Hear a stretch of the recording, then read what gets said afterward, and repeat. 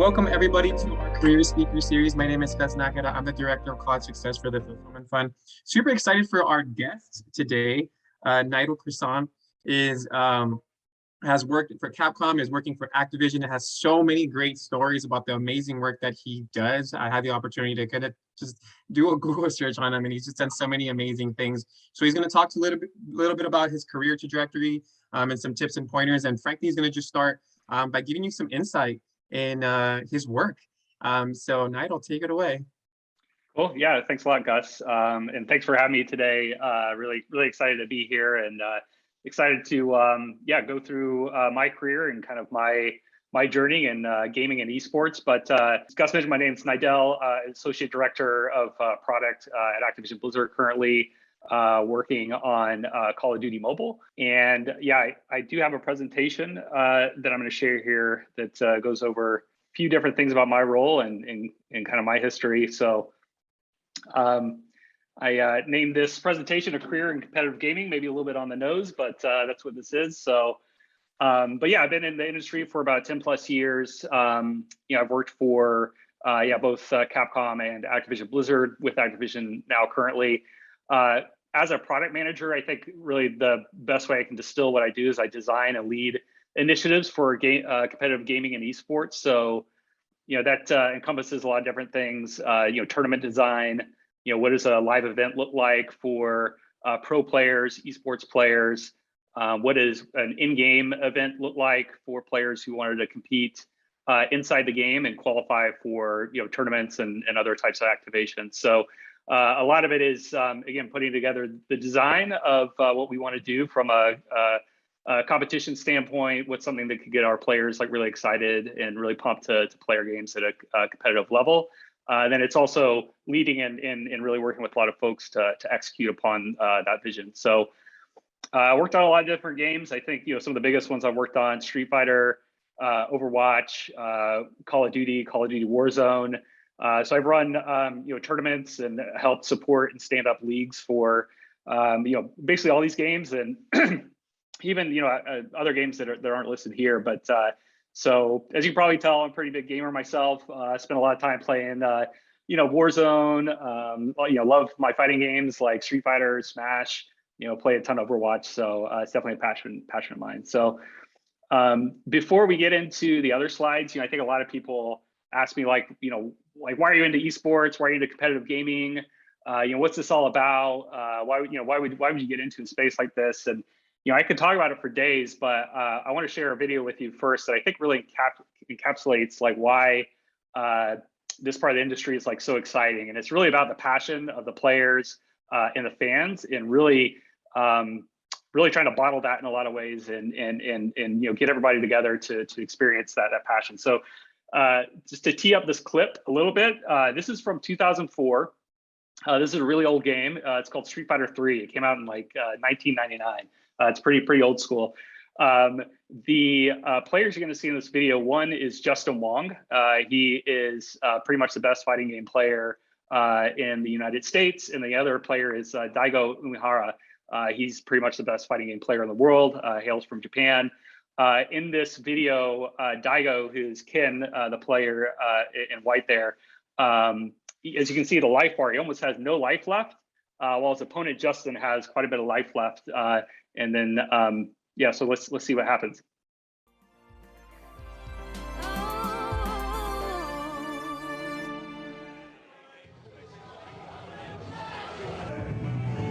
Rare footage of Daigo actually angry.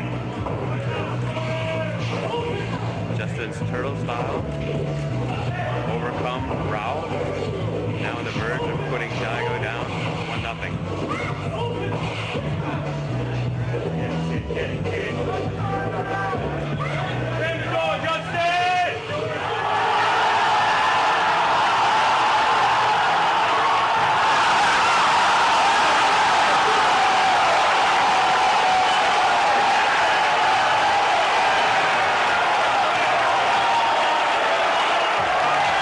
Unbelievable. Daigo with a full parry.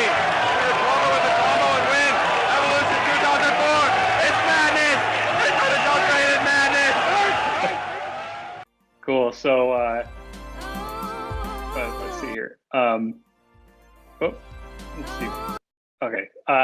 So yeah, that is one of my favorite videos of all time, and you can see the passion and excitement from the spectators. You have the two players going head to head there. So that's from 2004. I mean, we're in 2022, and I think sort of the essence of like esports and competitive gaming is really the same. It's getting a bunch of people who love the games and love the competitors in one room and having them just get really excited about the action and seeing who the best is. So a few other so that event I wasn't there. I didn't produce it. It was I don't even think I was I don't remember how old I was, but it was a little bit before I really started getting into things. So but going through a few events that I had a heavy hand in producing when I was at Capcom.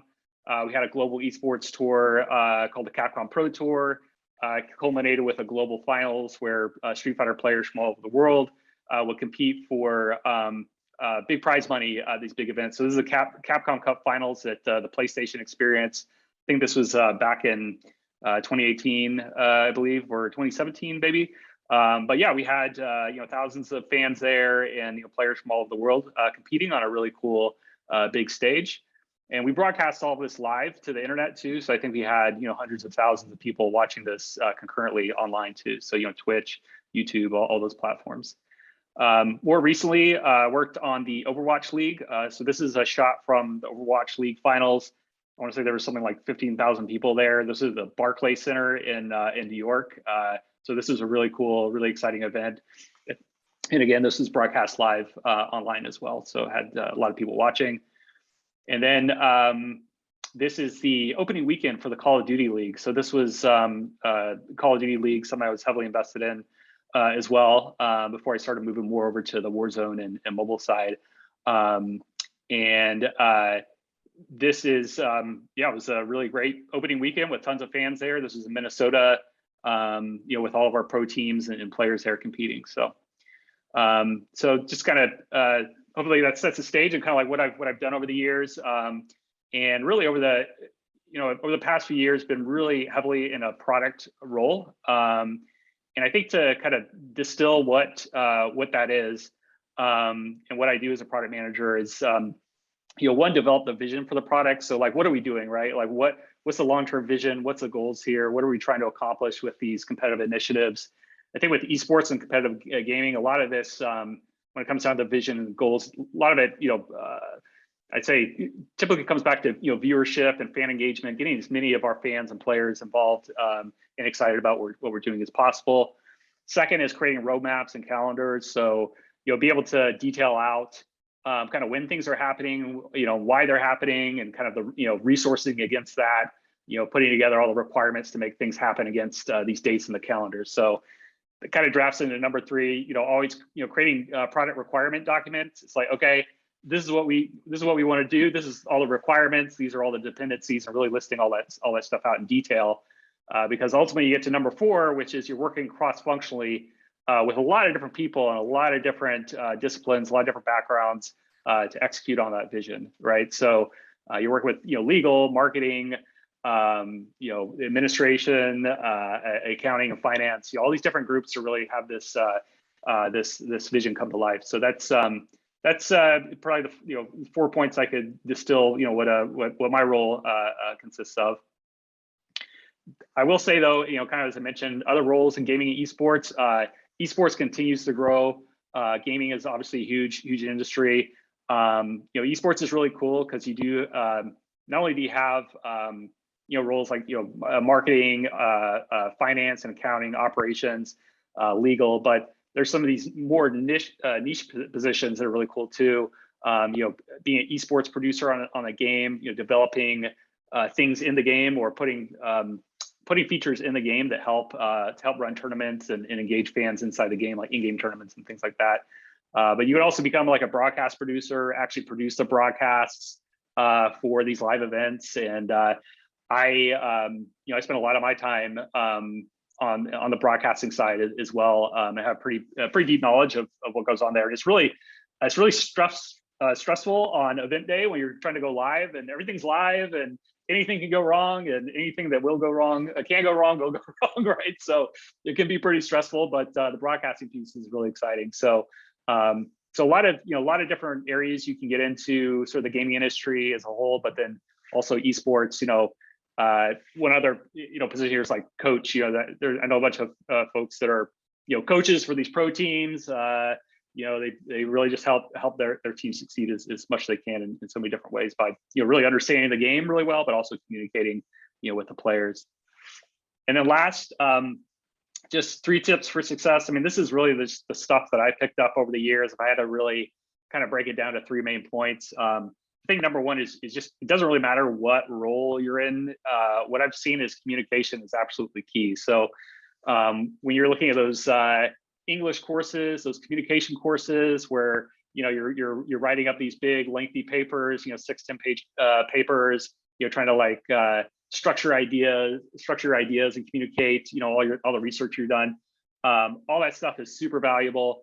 When I think back to my English classes and communication classes, sometimes when I was doing it, I was like, oh man, it's kind of a drag, have to like research all this stuff. Oh man, I have to write all these pages, but it really pays off in the long run to be able to, again, structure your ideas in a certain way, being really proficient with Microsoft Office, right, and be able to really know your way around like word processing and all that stuff. I know it maybe sounds like kind of boring or whatever, but if you can, again, regardless of what role you're in, if you can clearly communicate your ideas, your initiatives, how you feel about something, how you feel about other things that are happening in the organization, or whatever the case may be, you will succeed. Because I mean, at the end of the day, you're just regardless of the organization, you're always going to be dealing with people, and you have to understand how people operate, and a lot of that comes down to how you're communicating with people. So, and then number 2, learn Excel. Again, another sort of like, really, that's kind of boring, but I can't tell you how much in all those different roles that Excel just is such a great tool in terms of structuring, putting together a calendar, looking at data, structuring data, putting together, easily ways to it's a way that you can easily put together different calculations, right, around data that you have, which kind of takes me to point number 3 is supporting your ideas with data is really important too. I think, is your in your life journey, you will meet a lot of people with a lot of crazy ideas, a lot of great ideas, some bad ideas, right? But what I've seen is the ideas that end up being successful are typically the ones that are supported by data. Like, hey, we looked at the game, we found this many people is doing this activity. That means that we should be doing, this other thing, right? So it's really, really kind of, and it's not even. It can sound kind of scary. It's not even like, a lot of times it can be pretty simple, just in terms of the data you're looking at. But just being able to tie some of those numbers and figures you're seeing back to the ideas and that idea you're trying to communicate, or kind of get past the finish line is super important. So, but yeah, that's all I got for my presentation. I'm happy to answer any questions. Awesome. Thank you so much for sharing all that great insight. I know it was really cool just seeing the tournaments and how everything goes down, and just how big the world of esports has gone down. It's just an exciting time. So before we kind of start focusing a little bit on present and the future, definitely going to kind of take a step back and reflect on your experience growing up, and I know you said you were into video games, and I feel like you're kind of living the dream, right? I mean, I remember growing up as a kid playing Street Fighter on Super Nintendo and being like, oh, this is what I want to do for the rest of my life, right? Every kid wants to create video games and stuff like that, and you're kind of living that life, right? So what was that process like for you? Was it something that you were just always into? Did you just stumble on it? What was, how did that happen for you? Sure, yeah. It's kind of a unique experience in a lot of ways. I mean, same as you, I was playing Street Fighter when I was a young buck, right? I was going to the 7-Elevens and playing on arcade machines back in the day, so, right? Like super old school. But yeah, I mean, I've always been, really loved gaming, especially as a kid, and I always really liked competition. And I think it really started at the arcade. You go to the arcade and go to the arcade machine, there'd be other people there who wanted to play Street Fighter, and so that competition and the gaming piece was just always really fascinating to me. Fast forward, many years, I continued to go to different gaming competitions and tournaments, Street Fighter tournaments. There was a turning point though. I think probably like 2010, maybe a little bit before that. It's when live streaming kind of came onto the scene, right? And so people started streaming their gameplay. It's ubiquitous now, like it's all over the place. Go to Twitch any day of the week. There's millions of people watching all kinds of stuff. But back then it was definitely it was new technology is probably the best way I could put it. So it fascinated me.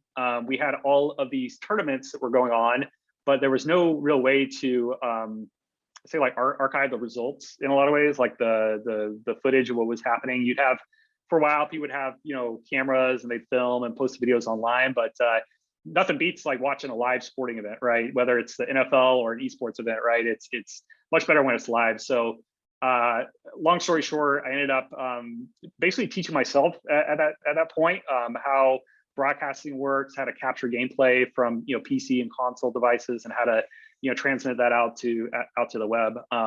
So the technology was just so new that a lot of it, I'm sure they have classes on it now. We can learn probably in a better, more structured fashion than I did at the time. But a lot of it was self-taught at the time, the broadcasting piece. But what that ended up taking me to, though, once I developed the skill set for broadcasting and video production, that's what got me into Capcom initially. And when I started, I was a contractor. They hired me in the marketing department to edit videos and handle some of their broadcasts for some of the different games that they were doing. But over the course of 4 years, I worked my way up from a contractor to a director level within Capcom. By really that first step was that broadcasting video editing piece. But once I got in there, I was exposed to marketing techniques, just how a company like that is structured in a lot of different ways. And I think one thing that's always, even before I really got into gaming, one thing that's always never really failed me is just really spending a lot of time with people in the company and understanding each and every role in the company, just really understanding how the business operates. And I think that's how I was successful at Capcom, is just really spending time with folks in the legal department, HR, marketing, all the places, just really trying to understand what everybody does. Because inevitably what you're doing at your role is probably gonna cross over at some point. So yeah, I ended up leading all of our esports and social and digital media efforts at Capcom, and then ended up going down to Blizzard to work on the Overwatch League after that. And so, but yeah, I've been at Blizzard now, Activision Blizzard now for about 5 years, working on esports. So yeah, Overwatch, Call of Duty, Warzone, all that good stuff. So that's such a great experience, right? Just like that passion drove you. What did you so I know obviously you mentioned, right, you were always into video games even growing up. What did you major in when you were in college? Like, did you think like, well, I'm going to be a lawyer, a doctor, something else, and then it just kind of happened? Or was it always like you majored in something related to like gaming? To be completely transparent, I got my start with college a little later than most folks. So I ended up going to a community college here, West LA, and I got a associates in business administration. And so I've actually just recently transferred to CSU. But yeah, I'm majoring in business administration right now. So I'm trying to chip away at some of my classes, month by month, while juggling a full-time job. It's not easy. I think what I would tell everybody on this call is get involved with college ASAP if you can, so you're not doing it later on like me. Not that there's anything wrong with that, but it's like, I just say it's really tough to juggle a full-time job and school at the same time. But yeah, I mean, I will say that the classes I have taken over the years, like I said, the communication, sort of the computer science classes where you learn sort of the fundamentals of some of these different programs like Excel and PowerPoint. It's done a lot to I'd say round me out in a lot of ways. It's not that I didn't know some of the stuff before, but it's really helped me a lot. So I think a lot of folks here probably know business administration degree. It's pretty I don't know if generic's the word I want to use. Broad is, yeah, much better term, and I think it's good in some senses because it really does let you I think plug into a lot of different disciplines, and that's great. But at the same time, I know vice presidents who in gaming who they majored in was like not like theater but like movies or film, right? And so I think all I can say is continue to lean into what you're passionate about. I think that's probably the most important thing. I think if I would have gone to college when I was straight out of high school, so the reason I didn't go to college early on is I got hired out of high school to do graphic design. So again, it was like early on when nobody really knew too much about like, front end web design and graphic design, all this stuff. So I got kind of lucky there. But I think even if I would have, majored in graphic design or media and arts, I think I probably could have ended up probably in the same place just because of like where my passion is and would be able to use those same type of skills in a lot of different ways. But all that to say, it's like from what I found is college is super important, especially for, again, getting a sort of broad base of knowledge and rounding yourself out, rounding your skills out. Also just being able to meet people, but also again, to kind of go back to those slides, just it really helps you in structuring your thoughts, right? And be able to become a better communicator and just being able to, putting together presentations and long documents that never really goes away. So it's like the more school really helps with just kind of making some of that stuff a little less scary and just like, oh, things you thought you couldn't do before, it's like it's not that bad, right? And that all that stuff translates a little later on once you're pretty deep in your career. So That's awesome. So you said you're going to Cal State LA right now? Yeah. So I am. I tried to get into the spring semester, but they were like totally booked because I got my associate's degree late last year, and so like I said, I was just kind of chipping away at that for a few years. So, but yeah, I mean, I've really enjoyed all the classes I've been taking. I think the most challenging one, but one that I also still see benefits from is statistics. Actually, that one's pretty tough, but statistics and just again working with numbers and data, just having a baseline there that's one of those classes where it's pretty tough to kind of teach yourself statistics, right? It's one of those courses where it's like, I'm glad I signed up for this because it'd be pretty tough trying to learn all this on YouTube. So That's awesome. Yeah, no, standard deviation is a whole nother beast in the stats. Yeah, I went to Cal State LA myself, so and I was also business major, so definitely yeah, really appreciate everything that we talked about. And someone in the chat just mentioned, I was actually about to say that, right? Being a lifelong learner, I think that's awesome. You took a non-traditional approach and didn't necessarily go right out of high school. And clearly you have this amazing job, but the fact that you're like, I still want to continue to learn, I still want to go back to school, it's never too late. I think it's just such a great mindset to have, right? And you're not complacent. You're like, no, I want to continue to keep growing as a person, as a student in my career. So I think that's definitely awesome and commendable. Oh, thanks so much. Yeah, and I think what you're saying there is just that it's like even before I was going to college, I just loved learning, getting into new things. Like I said, I don't know if you could take a class on broadcasting, tournaments to the internet at that time, right? But it was just so fascinating to me.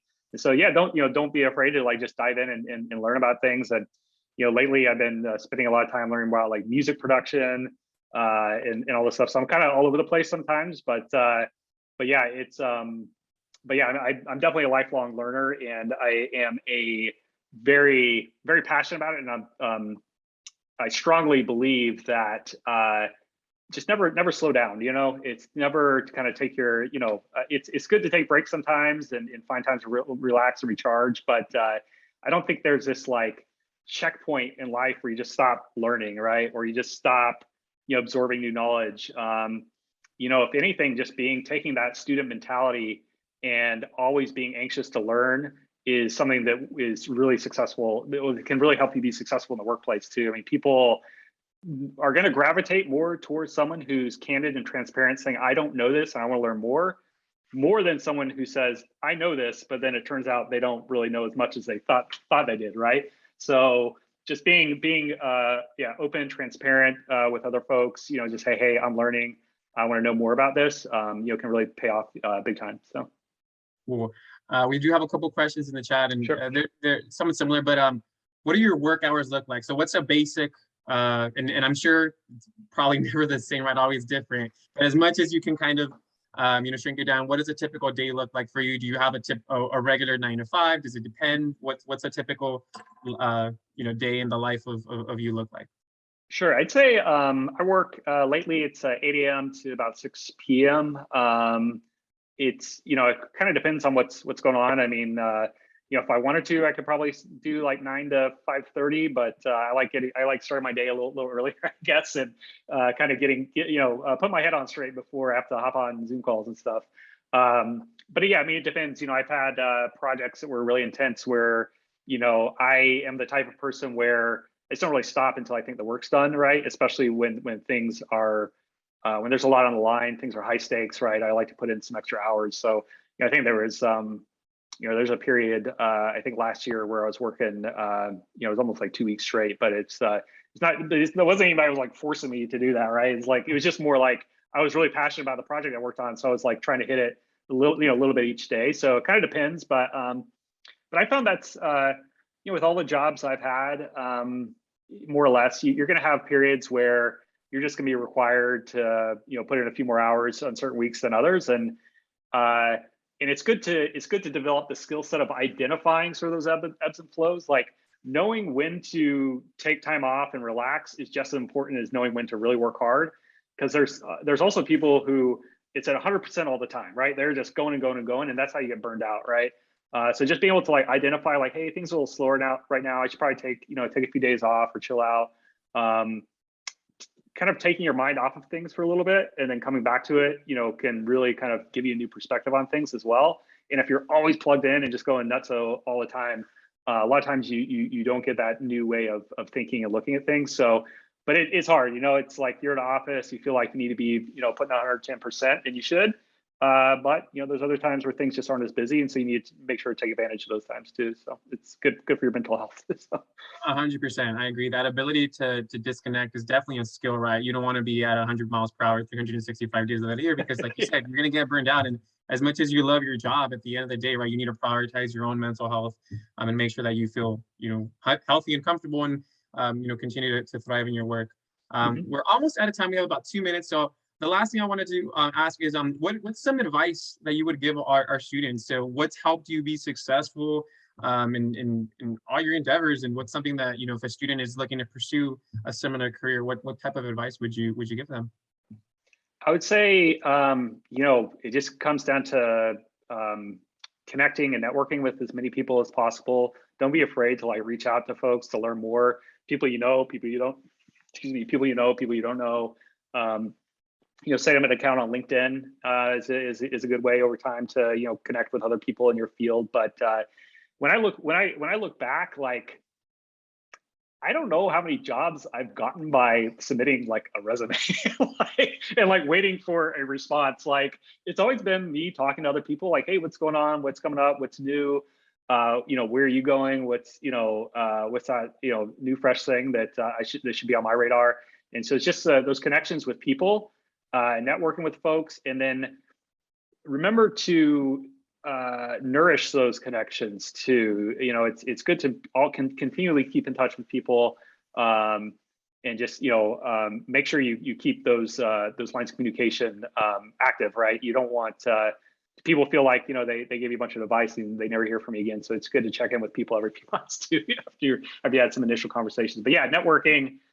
That's really key, I think, in almost in any field to really kind of get in where you want to be. So.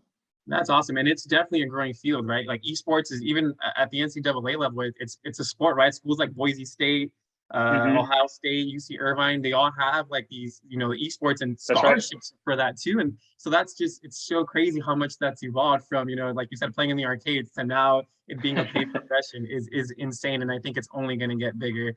So I think we're out of time. Last question: who's your go-to character for Street Fighter? I got to know. Oh, it depends on the game. So Street Fighter 3, I was a Makoto player.